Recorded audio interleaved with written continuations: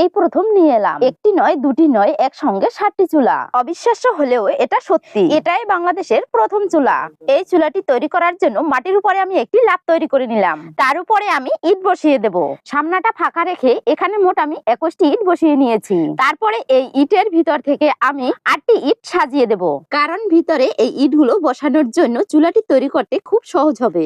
এখন উপর থেকে আমি সব জায়গায় নরম মাটিগুলো দিয়ে দিচ্ছি। আপনি জানলে অবাক হবেন, আগেকার মানুষেরা এই ধরনের চুলা তৈরি করত। বর্তমানে আধুনিকতার ছোঁয়ায় এই চুলাগুলো বিলুপ্তির পথে। সব জায়গায় মাটি দেওয়া হয়ে গেলে এবার আমি একটা স্ট্রাকচার তৈরি করব। এর জন্য কতগুলো কাঠের চেরা নিয়েছি। এই চেরাগুলোকে উপর থেকে সাজিয়ে নেব। এখানে যদি লোহার রড ব্যবহার করা হয় তাহলে খুবই ভালো হবে, আর যদি সেটি না থাকে তাহলে চেরা বসিয়ে দিয়ে উপর থেকে মাটি দিলেও চলবে। এই চেরাগুলো দেওয়ার কারণ হলো উপর থেকে মাটি দিলে সেটা আর নিচে পড়ে যাবে না। এবার উপরের মাটিগুলো আমি সব জায়গায় সমান করে দিচ্ছি। সমান করা হয়ে গেলে এই চুলার উপর থেকে রঙের কোটা বসিয়ে তার পাশ থেকে মাটি দিয়ে দেব। এখানে আমি মোট 3টি চুলায় গোল করে মাটি দিয়েছি, কারণ বাকি চুলাগুলোতে আমি অন্য ডিজাইন করব।